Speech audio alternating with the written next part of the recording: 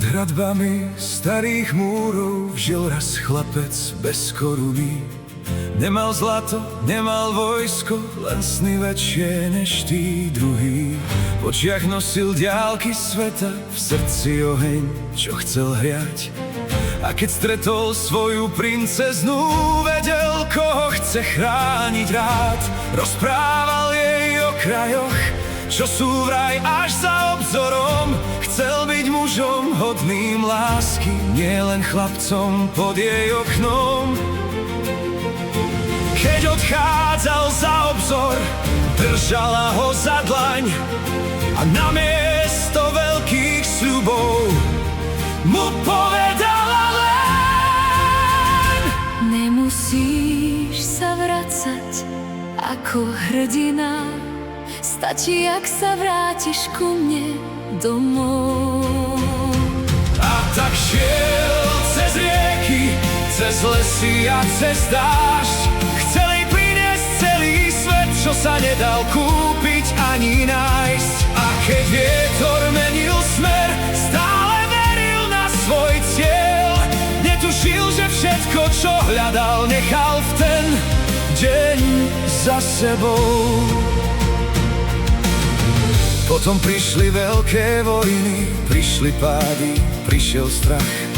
Rytier stratil svoje krídla, aj svoj dávny detský zrak.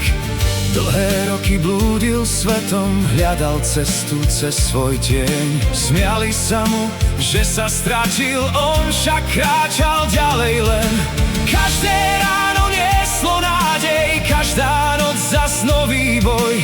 A keď nevládal ísť ďalej, zastal sám pod hviezdnou oblohou.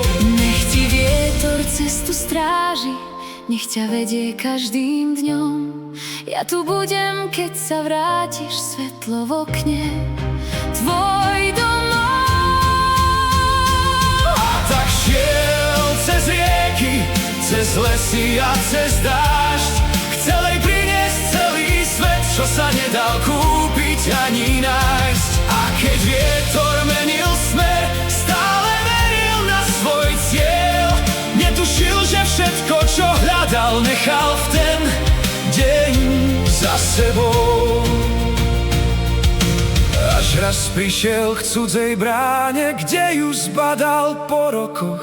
Stála ticho pri tom dome, bez smútku vo svojich očiach. Vedľa nej sa smial tulák, čo ju držal za ruku. A ten pokoj v jej úsmeve povedal viac než 1000 slov.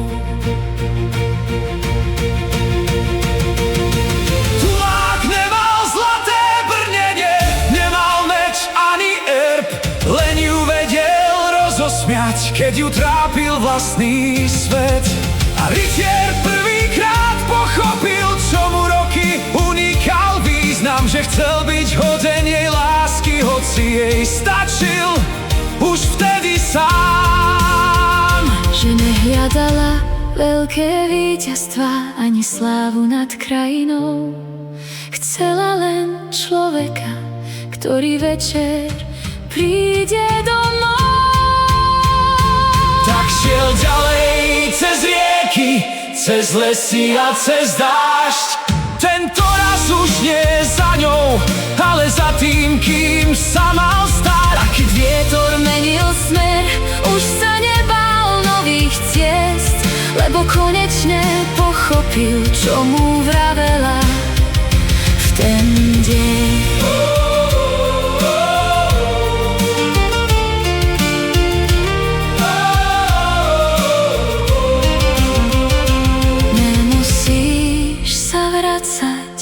Ako hrdina, stačí, ak sa vrátiš domov. A vraj ho občas vídali na cestách pod hviezdami. usmieval sa rovnako ako kedysi.